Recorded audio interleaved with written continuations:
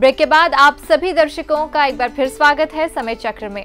और जैसा कि मैंने कहा था, ब्रेक के बाद हम जानेंगे पितृदोष के बारे में। तो चलिए जान लेते हैं कि आखिरकार क्या है ये पितृदोष। तो कल्पेश जी, क्या कुछ है ये पितृदोष, किस तरह से कुंडली में लगता है? ज्यादातर लोग जब कुंडली दिखाने जाते हैं तो 80 से 90% लोगों को यही कहा जाता है कि आपको पितृदोष है। तो असल में क्या ये सच है और किस तरह से ये पितृदोष लगता है, इसका निवारण क्या है और किन किन बातों का खास ध्यान रखना होता है? आज हम पितृदोष की बात करते हैं। पहले तो ये दोष लगता कैसे है, इसका निवारण क्या है, क्या करें जिससे आपको पितृ हैरान परेशान न करे। तो पहले तो मैं आपको एक बात बताना चाहूँगा। पितृ यानी सूर्य, सूर्य यानी आत्मा। तो पहले यही बताऊंगा, किसी का आत्मा में आप तकलीफ देते हो तब आपको पितृदोष लगता है।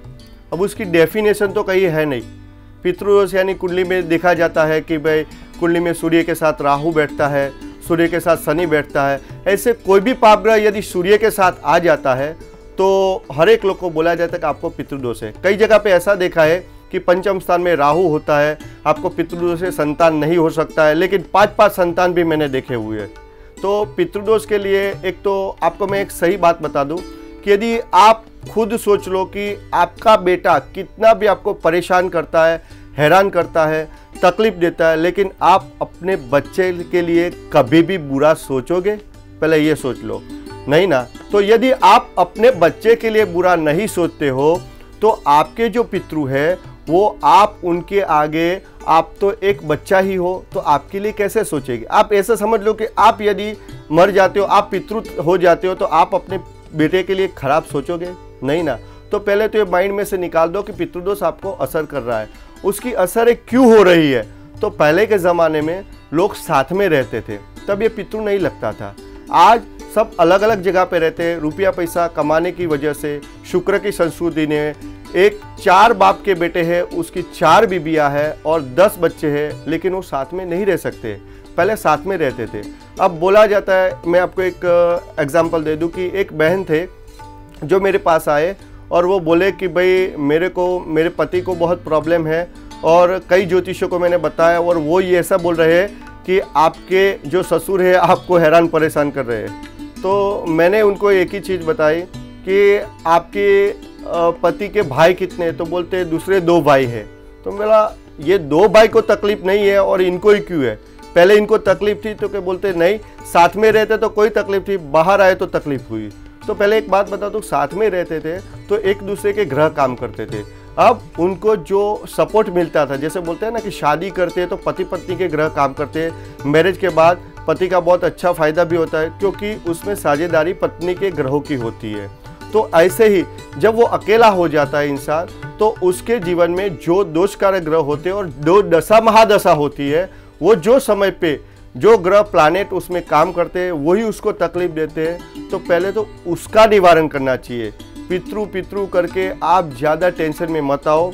आपके पितरों का ओनली आपको आशीर्वाद लेना है और पितृ कभी भी किसी का नुकसान नहीं करते हैं। वो 3 चीज़ें देते हैं जो कोई भगवान भी नहीं दे सकता है। तो पितृ क्या 3 चीज़ देते हैं? तो पहले तो एक संतति देते हैं, एक संपत्ति देते हैं और एक सन्मति देते हैं। तो संतति यानी एक भी बच्चा आपके घर में है ना, तो समझ लो कि एक पितृ के आशीर्वाद है। फिर दूसरे नंबर में देखा जाता है तो संपत्ति यानी रुपया पैसा। तो आपने कई जगह पे देखा होगा कि बहुत सारे रुपये हैं लेकिन वहाँ खाने वाला कोई नहीं है।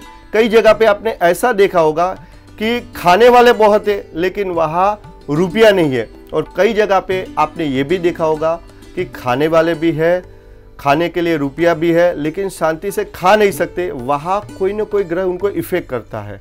तो बच्चा अपना खराब पैदा होता है तो बाप का नाम बिगाड़ देता है। तो इसको मैं पितृदोष बोलता हूँ। तो इसको पितृ की डेफिनेशन मत दो, लेकिन जो ग्रह खराब है उसका आप उपाय करो। और अभी के समय में जो आपके प्लैनेट यानी कि जो ग्रह आपको नुकसान कर रहा है उसका यदि आप सॉल्यूशन करोगे तो ये सारी तकलीफें में निकल सकते हो। और पितृ के लिए एक ही चीज़ बताना चाहूँगा कि यदि आप अपने पिताजी का रोज दर्शन करते हैं, पिताजी को रोज पैर लगते हैं, ठीक है, तो उनका आशीर्वाद लेते हैं, तो उनका आशीर्वाद आपके लिए कई बार काम करता है।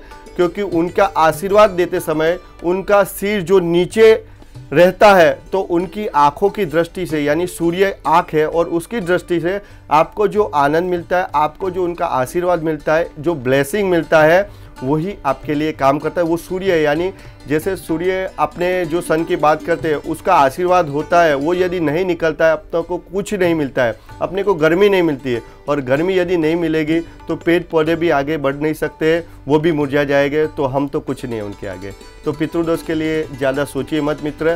पहले तो अच्छे पंडित को आपकी कुंडली का रीडिंग करवाइए, कौन से तकलीफ है उसका यदि सामान्य भी आप निवारण करोगे, संबंध से निवारण करोगे, अपने घर वालों में जैसे समझो कि मंगल का बिगड़ा हुआ है, मंगल कुंडली में बिगड़ा हो, तो भाई बहन की सेवा पूजा करोगे, भाई की तकलीफ को दूर करोगे, तो आपको अवश्य सफलता मिलेगी। पितृदोष यहाँ हैरान नहीं करेगा मित्रों। बिल्कुल, यानी ज़्यादा कुछ परेशानी वाली बात नहीं है, सही समय पे और सही समाधान से आपको ज़रूर राहत मिलेगी। इसी के साथ यहाँ वक्त है एक छोटे से ब्रेक का। ब्रेक के बाद हम बात करेंगे आपके भेजे हुए ईमेल्स की। इसी के साथ अगर आपकी भी कोई समस्या हो जिसका हल आप जानना चाहते हैं तो हमें ईमेल कीजिए kalpeshupadhyay41@yahoo.in पर। सब्जेक्ट में लिखिए समय चक्र और अपनी जन्म तिथि, जन्म समय और जन्म स्थान लिखकर जो भी आपका प्रश्न है उसे लिखकर भेजें। कल्पेश जी आपकी समस्या का समाधान जरूर बताएंगे। रुकेंगे एक बहुत छोटे से ब्रेक के लिए, जल्द हाजिर होंगे। आप देखते रहिए जानो दुनिया।